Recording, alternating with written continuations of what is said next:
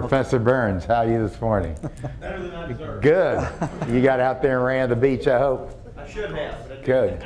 You know, we're blessed this morning in talking about John Wise roaming the airways last night. I think we were crossing in the air as those evening flights started coming in, so did the storm. So for those of you that took the time to join us, I apologize for my little bit of bronchitis here, but you know, that airline air only goes so far, and it reminds me of Professor Burns here just was sharing last night his travels in Eastern Europe and into China, and how remarkable it was to hear that many of the issues that they are facing today take us back several years in the evolution of nutrient management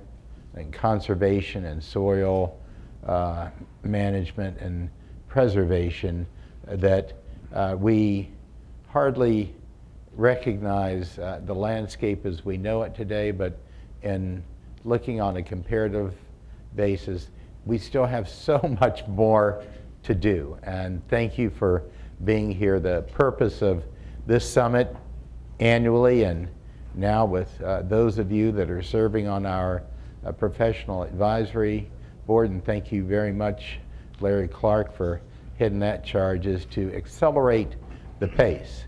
We've got to step up the pace and get our arms around this problem, and I use that in quotes and in a universal sense, so that we are bringing today's technology into addressing tomorrow's needs.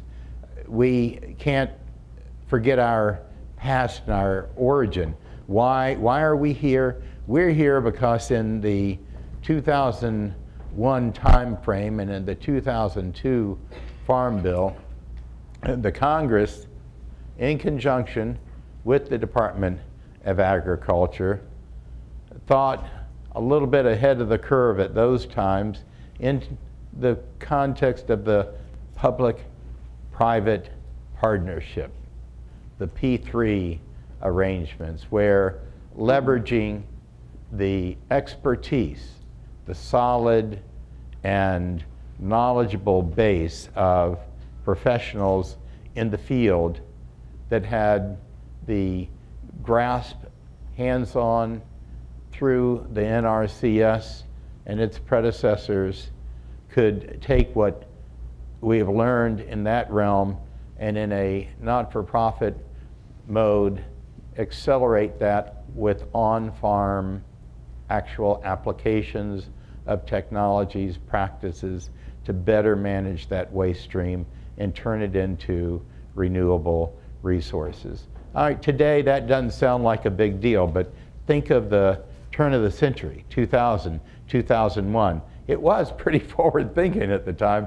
We just didn't know what we were getting into. Okay, no problem, we got it, right? But as we all know, that is a big deal, and it's a big deal even today for all of us. So as we think through and take a few minutes in this rather hot, balmy, steamy August to reflect on where we've been and where we're going, let's take note of the present and think of what we have accomplished in terms of where we are today, and sharing that information, this little snapshot of, okay, this is where we are, can help us forward thinking, futuristic, say, how are we going to address that here in our own backyard?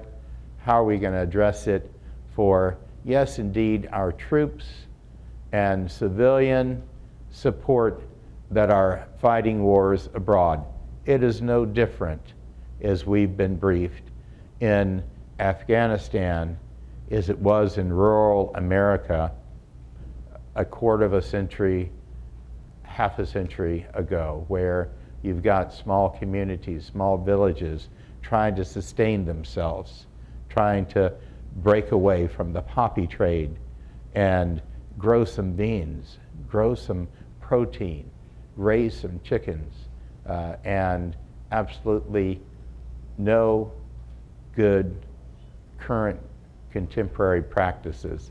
Maybe we'll go back to you for a minute, Professor Burns, that these same issues are being dealt with in China, in Croatia, in Romania, and even though we think we've got a head start on it in good old USA, the trauma that beset Florida last week when a court decision to finally put the hammer on the EPA to set those total, what do they call them, Bob? Total nutrient loads, right? Yeah, TDLs. Has been almost like a catastrophic awakening, like something new. This isn't something new, but who's prepared to do it? That's an indication of our need to step up the pace and do something different than business as usual.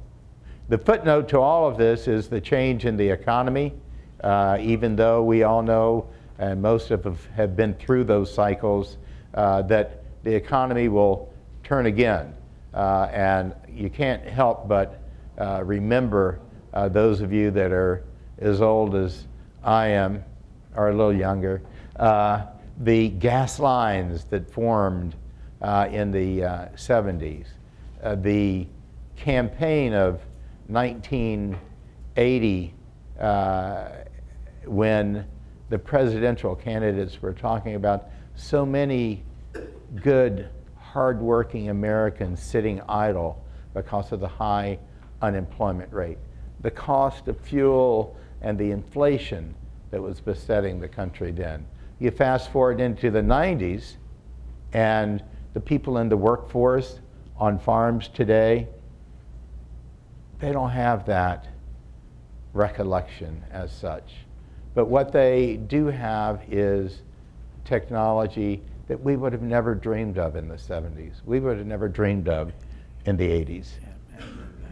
So as we think of yesterday and prepare for tomorrow, take stock in what we have accomplished, where we are today in the development of technology for use in the agribusiness industry. Professor Burns was sharing that in China, little digesters and methane gas supplies for generators at your homes in little clusters of homes is not uncommon in some of the areas. So there are